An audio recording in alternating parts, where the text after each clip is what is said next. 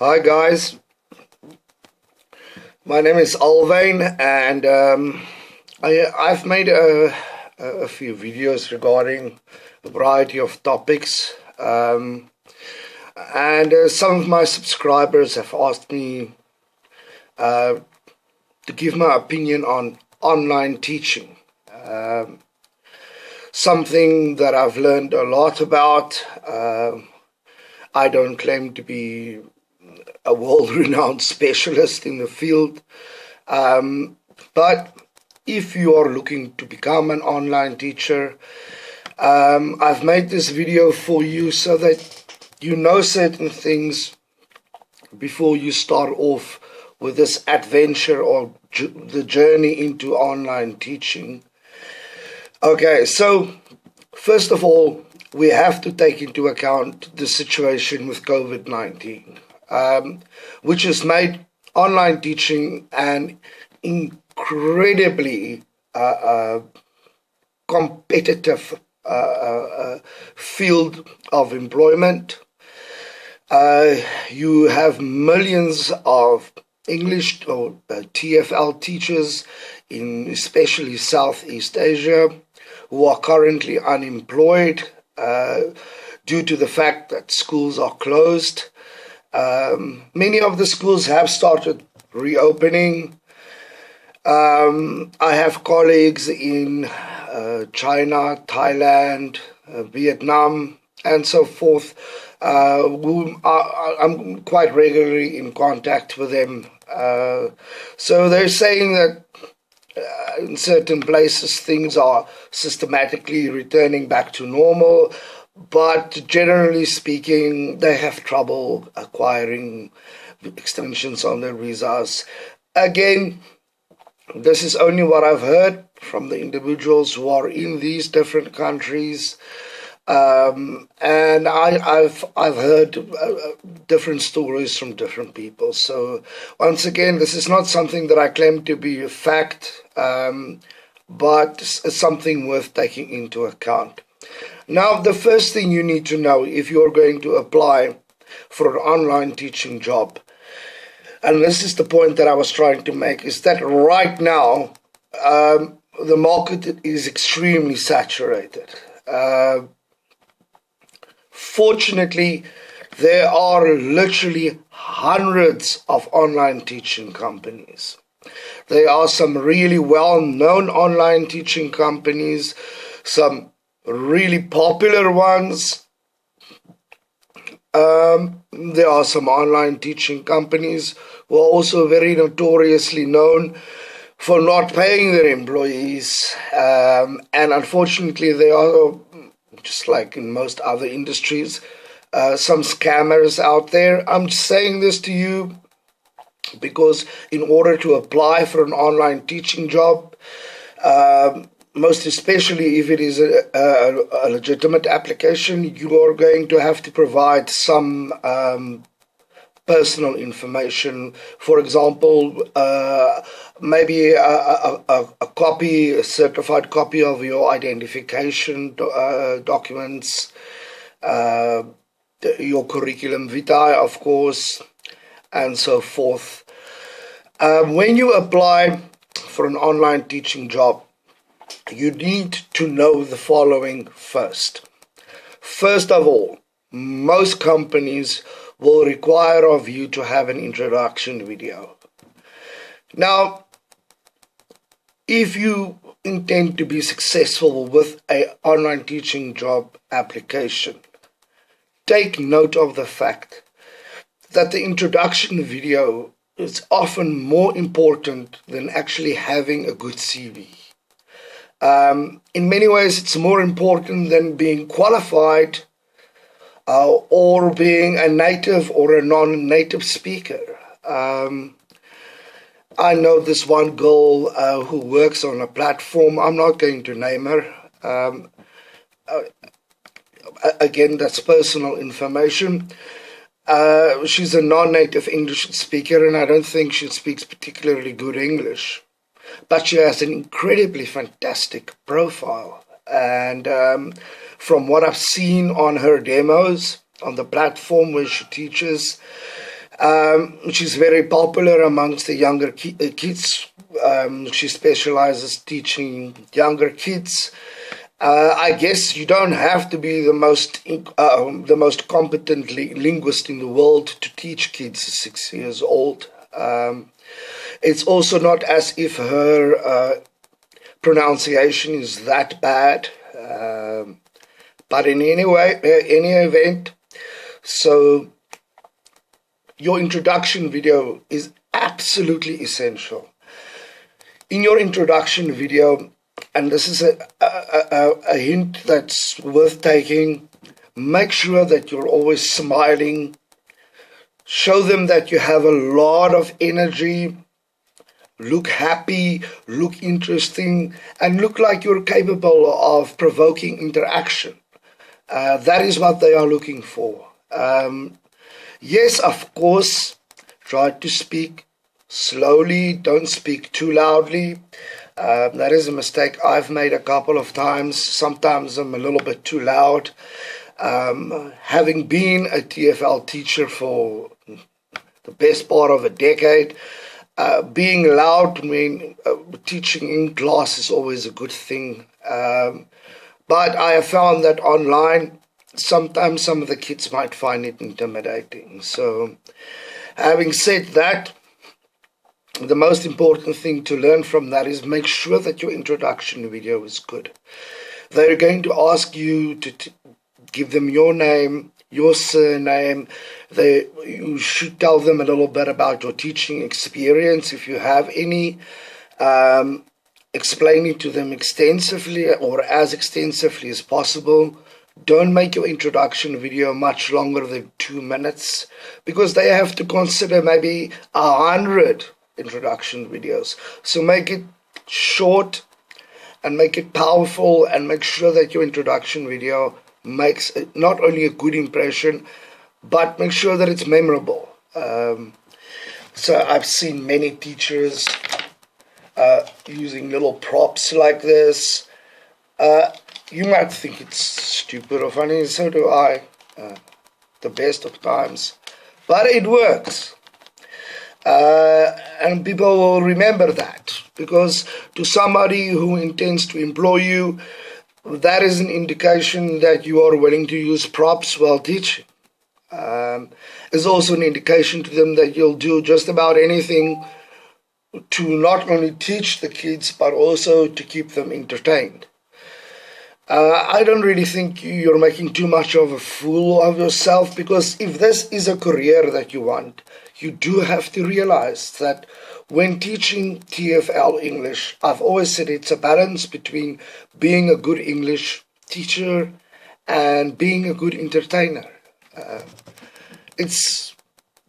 Again, I'm treading on dangerous ground, but it's 60% show and 40% English teaching. Again, some might disagree with me, but if you're simply going to focus on pronunciation, grammar, slideshows, and you don't do something entertaining, the kids are not going to book you again. And the online company certainly won't employ you.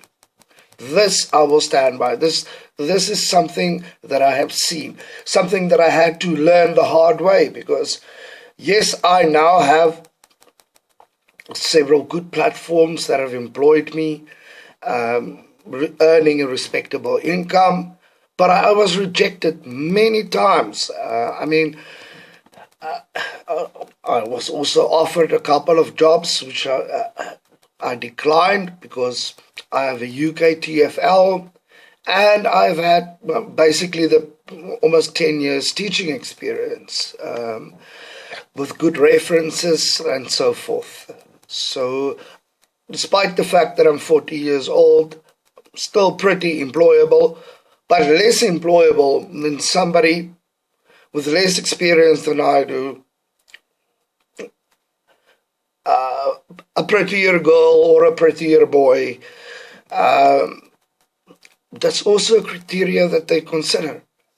And then, of course, what type of accent do you have? they are not so concerned whether you have an Australian accent or a British accent. Yes, these are native-speaking countries, but nonetheless, they look at your introduction video to determine whether it's easy or difficult to understand your English. As South Africans, which is what I am, we're in quite a tricky position because we were labeled as native speakers for the longest time. I think it was maybe 2 or 3 years ago, we got degraded to non-native speakers for whatever reason. Despite the fact that we have millions of especially Caucasian males and females in South Africa that only speak English. They're English speaking. They're born into a house of English speakers and raised speaking only English. I don't know. How much more of a native speaker could you be then? I don't want to go into the dynamics of being a South African too much because I'm making the effort to make this video in an attempt to help anybody from anywhere who's applying for an online teaching job. All right, so now that I've covered that, the next thing that will usually happen is they'll ask you to do a demo lesson for them. Now, these demo lessons can vary. Sometimes they send you material with usually a 25-minute class. Some of the demos I've done successfully were on the human body parts. Always start with the head if you get the human body parts class or demo material, because it's fun and it's easy to deal with. So even if they ask you to prepare a demo for the entire human body, start with the head, because your head is actually on the screen. You can show to them how interactive you can be. You can do something funny, like when you get to your nose, get a little flower, say, I use my nose to smell. Oh, the flower smells nicely. That will show to them that you're entertaining, again, that you're happy to use props, and that also entices the student not only to memorize vocabulary, but also to construct sentences. So remember that when you do your demo class, and never sit still for 1 second, you need to be moving. Use your body language. Sorry, I can't hear you. Or, would you say that again, please? Very well done. Let's try one more time. Cat. Oh, do you understand what I'm trying to say, guys? You need to show the potential employer that you use what you have to your disposal to keep the child's attention, and that you're willing to be entertaining, which is why I said, again, I'm sure some people are going to drop some negative comments on what I'm going to say again. This is a game of 60-40. 60% entertainment, 40% teaching. I will stand by it, but I'm also quite happy to take the criticism if I get any.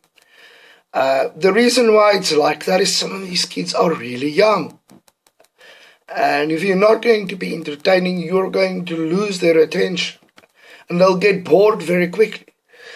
And after the class, you will get a very low rating. And you will end up not getting enough bookings or hours if you get employed in the first place. Now, there's another thing I would like to emphasize. If you get turned down, which is what happened to me many times. I've had interviews that went so well, and then I would wait a couple of days, I would receive an email and I'd get told that after a review of your application, we would like to thank you for your time and interest in applying at our institution. We would like to keep your curriculum vitae on record because we might change our mind later on, and due to the high percentage of applicants and so on. And then it's, in effect, it's just a nice way of saying we are turning you down for the moment. Let them keep your CV. Some of them might potentially come back to you, especially when COVID's over. The market will not be so saturated anymore. At the moment, like I said, we have many online teachers who are not actually online teachers, who actually prefer to be in Southeast Asia or China and prefer to teach in class. So once the COVID issue has been resolved, they might come back to you because those teachers will no longer teach online. But don't make the mistake of thinking that you necessarily earn more money teaching in person. I have now met and spoken to many online teachers that earn a very decent income, considering the fact that they only work 20 or 25 hours a week. They don't have to leave their home. They've got barely any overhead expenses, and they put away $3,500 on average monthly. It is not like this is an extremely stressful job. I enjoy it. At the moment, I'm teaching younger kids, but I specialize in. I used to teach law, so I also specialize in teaching adults advanced vocabulary, businessmen, lawyers, accountants, so forth. And sometimes I'm in a tricky situation because they don't only this is how interesting it gets sometimes. They're not only interested in the vocabulary or the correct pronunciation. Sometimes, if you're really having a good class, you debate the topic. I've had many of my students discuss the actual definition of the word and requiring of you to give them an opinion or input, which the class then becomes less of an English teaching class and more of an exchange of academic ideas or knowledge.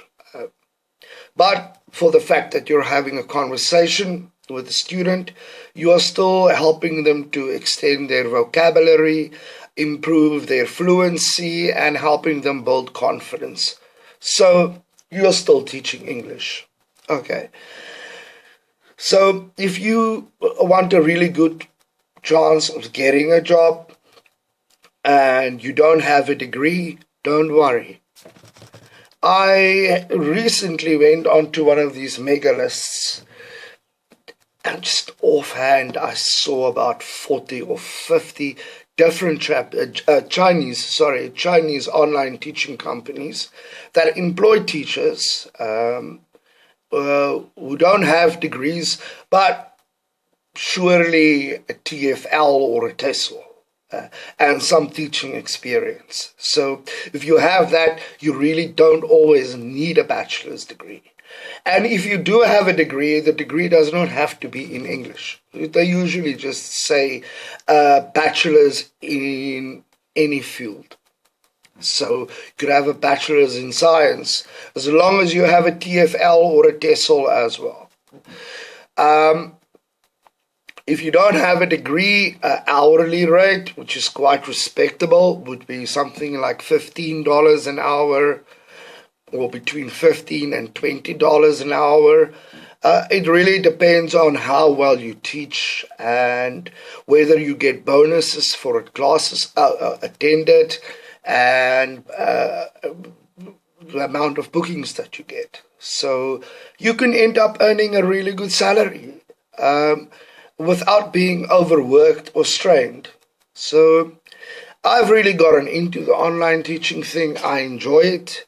I don't want to refer to COVID again either, but considering that we're living in a world with a deadly virus being spread around so easily, teaching online does provide me with less exposure.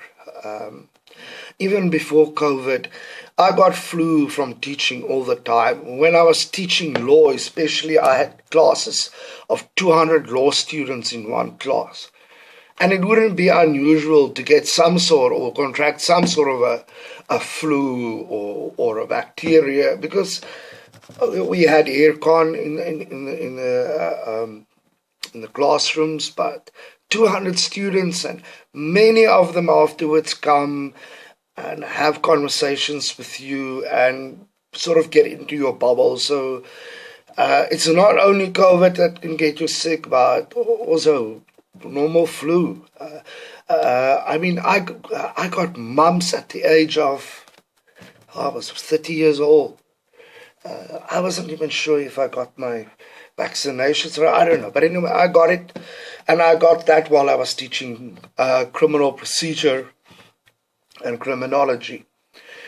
So that is the definite advantage of teaching at home. Also, some schools have minimum required hours. For example, you must work at least 10 hours a week. Other schools don't. I prefer the schools with the minimum working hours, because then you can budget.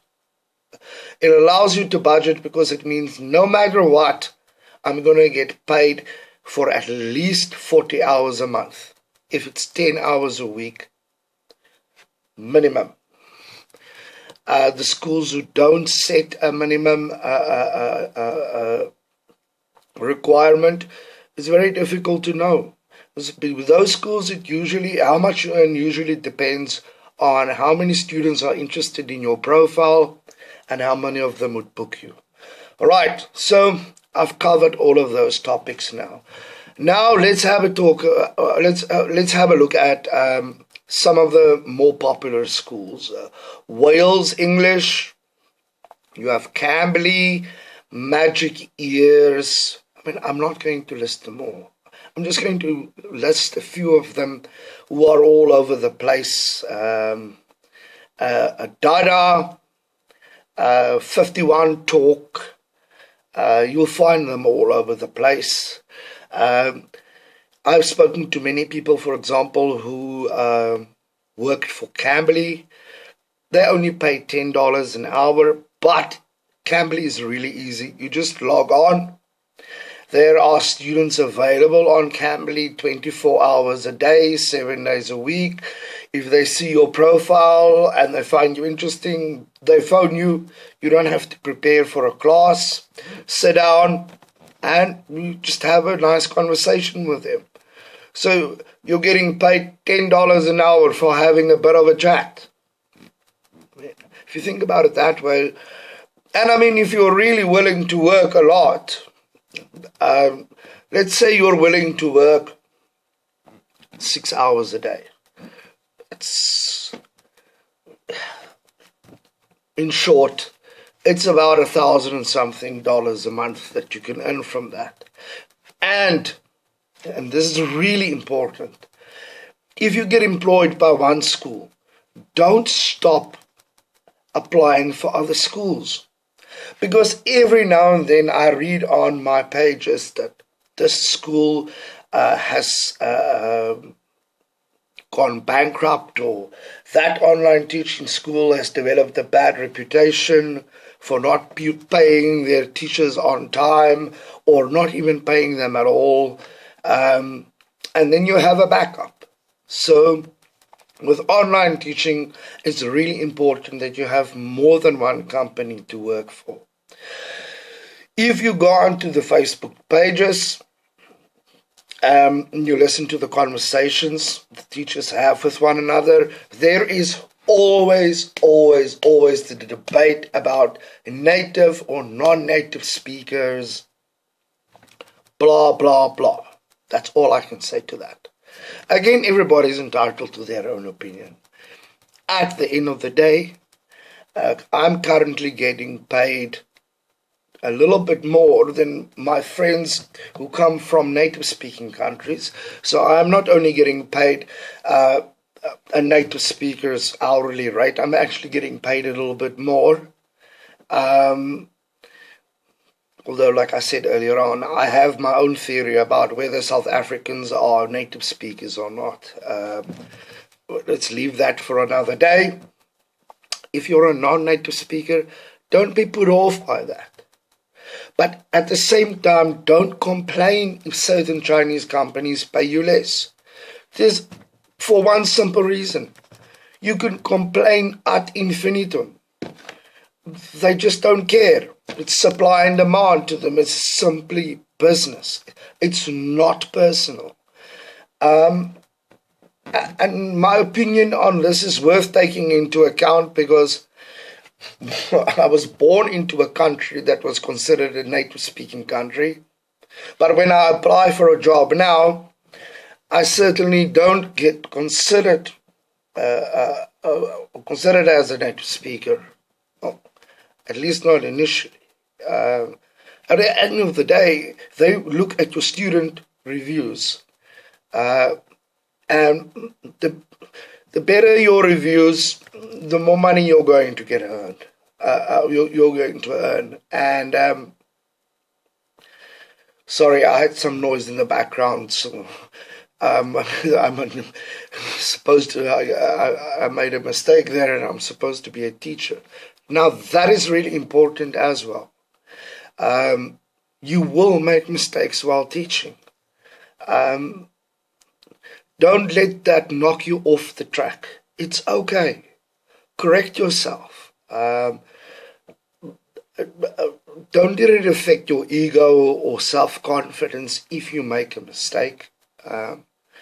If you speak English fluently, native speakers and non-native speakers, irrelevant, both of them make mistakes. Small little mistakes because you're concentrating on a camera, the environment around you, and also looking to make sure that you have the students' attention. So it's normal to make mistakes. I enjoy using slideshows, PowerPoint. Sometimes I make my own little YouTube videos. I utterly humiliate myself, but I get hits. And shouldn't say hits. Let's just say I get views and likes. They share the link to these YouTube videos, and Teacher Andy, which isn't even my real name, but it's really easy to pronounce, becomes popular. Kids go onto the platform. They book classes with me. Sometimes packages. Sometimes only a trial lesson. But as long as the business keeps going, and I think it's a respectable way of earning a living. It is an interesting way of making a contribution. I think it's a rather pleasant job to have. You don't have the issues of having to draft exams in most schools, or marking tests, or extracurricular activities, in addition to which, like I said earlier on, in most instances, you can determine your own hours and availability. So in many instances, how much you're going to earn per month depends on the hours that you are willing to put in. That is certainly the case with Cambly, although with Cambly at the moment there's a big problem. Teachers have applied and they said that they would respond to their applications and would congratulate you, and I've heard of teachers who have applied 6 months ago and still haven't had any correspondence with them. The teachers I've spoken to who are currently working for Cambly, they say that these guys pay you on time and they're reliable. It's not the highest hourly rate. That is fact of the matter. But in terms of being able to work when you want to without having to prepare for classes, it's a balance between getting paid a little bit less, well, a lot less, and not having to make a lot of effort. It depends. But with Cambly, you could, without too much effort, earn 1,000 something plus dollars a month. With companies like Wales English and Magic Ears, you could easily earn $2,500 a month. Yes, for those classes, they have rules and regulations, certain platforms with certain types of software that you have to get used to. But it's just like a new app on a cell phone. A couple of days, and you know how to use it, you become comfortable with it. Problem solved.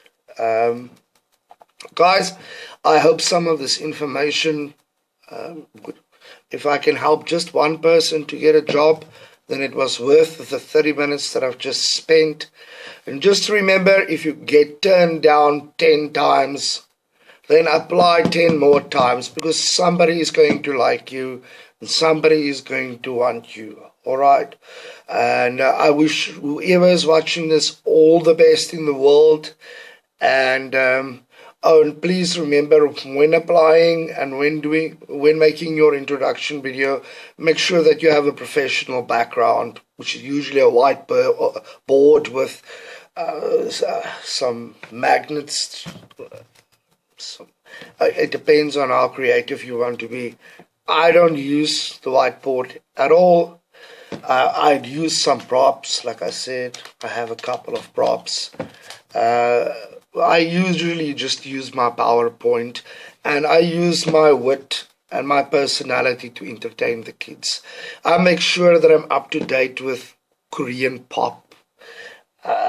If there's new news out on BTS or Taylor Swift, the kids love them.